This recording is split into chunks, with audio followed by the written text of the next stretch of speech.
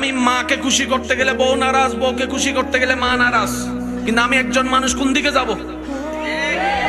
ইসলাম বলে তুমি তোমার মার কি? সন্তান। তুমি তোমার বউয়ের কি? স্বামী। শব্দগুলা খেয়াল করবেন।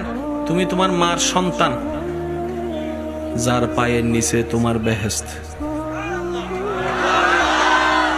তুমি তোমার মায়ের পায়ের নিচে। তুমি তোমার বউয়ের কি? স্বামী। স্বামী মানে অভিভাবক। অভিভাবক কি নিচে না উপরে?